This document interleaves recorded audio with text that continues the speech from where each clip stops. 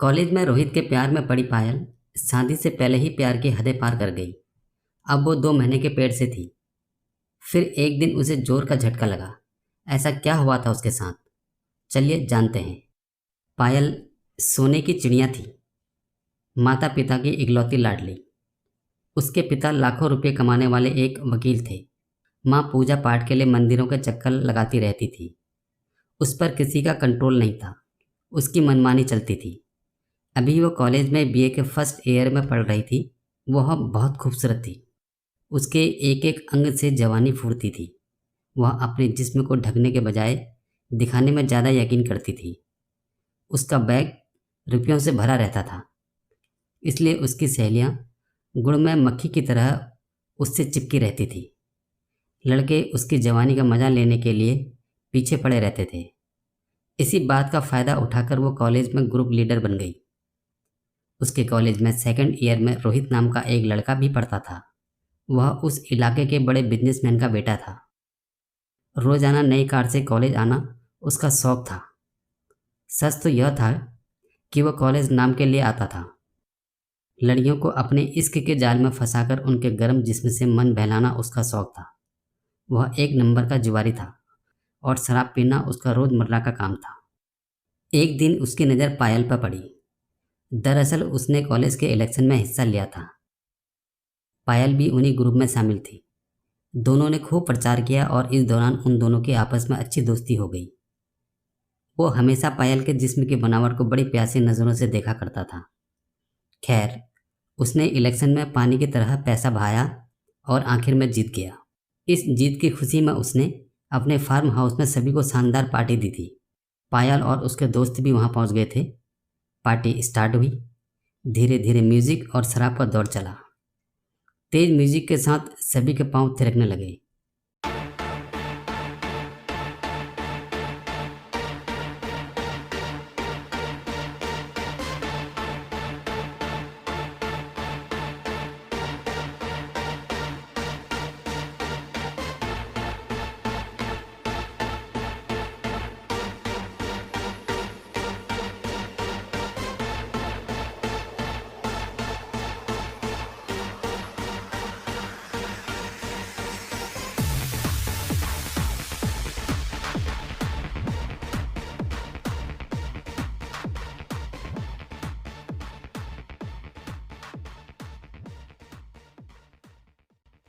पायल ने भी दोस्तों के साथ 3-4 पैक वोदका के मार लिए थे।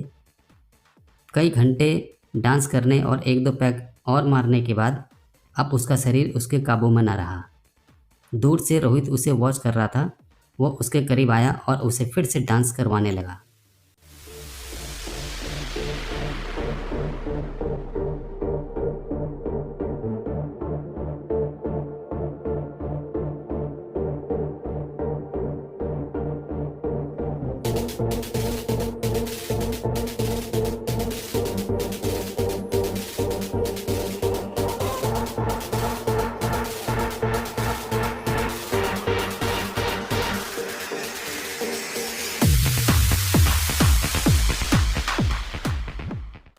पायल डांस करते करते उसके कंधों पर सर रखकर झूमने लगी तो रोहित ने मौके का फ़ायदा उठाकर उसे गोद में उठाया और दूसरे रूम में ले गया और उसके साथ जिस्मानी संबंध बना लिए और साथ ही वीडियो क्लिप भी बना ली। रात भर शराब पार्टी चली। सब ने खूब मौज मस्ती की। तभी से रोहित और पायल ने क्लबों में घूमना शुरू कर दिया। फिर वे दोनों रोहित के फार्म हाउस में जाते और जवानी के मज़े लूटते। इसी तरह 1 साल बीत गया। वे दोनों हवस के सागर में गोते लगाते रहे। एक दिन अचानक ही पायल को एहसास हुआ कि पिछले 2 महीने से उसे माहवारी नहीं आई है। वह तुरंत डॉक्टर के पास गई।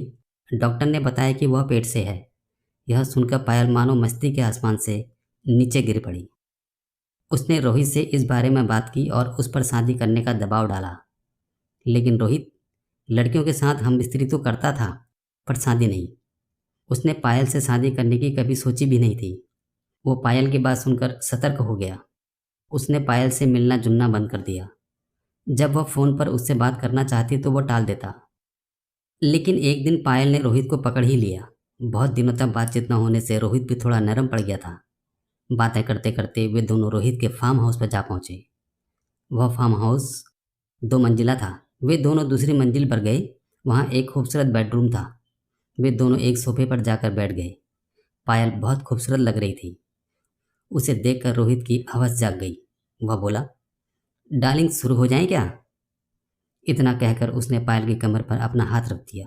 पायल ने रोहित के रंग ढंग देखकर कहा, रोहित पहले मुझे तुमसे कुछ ज़रूरी बातें करनी है, बाकी काम बाद में। इतना कहकर पायल ने रोहित का हाथ अपनी कमर से हटा दिया। अच्छा कहो, क्या कहना चाहती हो तुम? रोहित ने पूछा। वही बात, शादी के बारे में क्या सोचा है तुमने? मेरा पेट दिन ब दिन फूलता जा रहा है।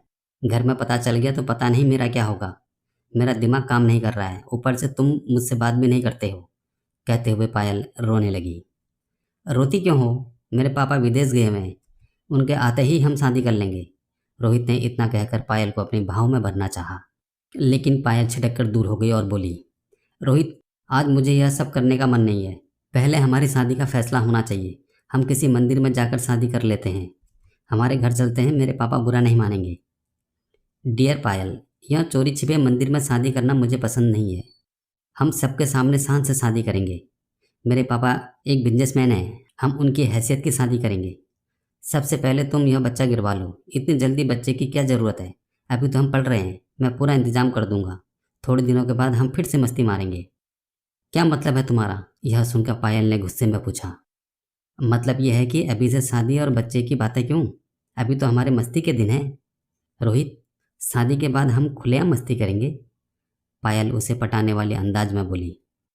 लेकिन अभी मुझे शादी नहीं करनी है, रोहित ने बुरा सा मुंह बनाकर कहा। क्यों? पायल ने जोर देकर सख्ती से पूछा। रोहित बोला, सच कहूँ तो मेरे पापा ने मेरे एक दोस्त की बेटी से मेरी शादी तय कर रखी है।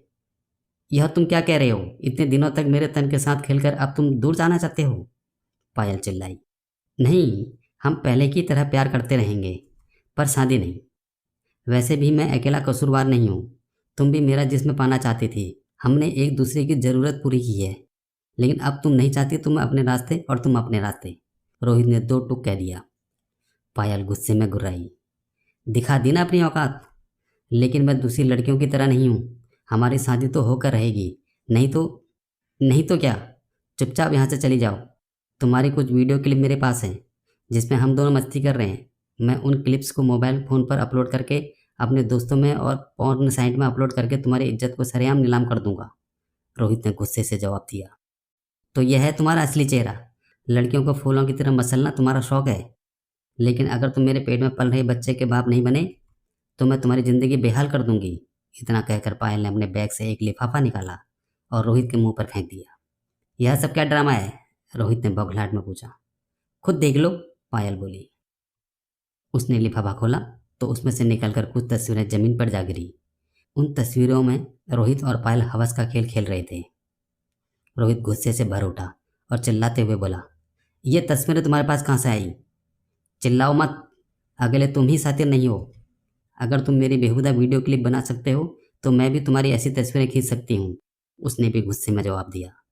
यह सुनकर रोहित भड़क गया और चिल्लाते हुए बोला, बाजारू लड़की, मैं तुम्हारा रेप करके यहीं बगीचे में जिंदा गाड़ दूंगा।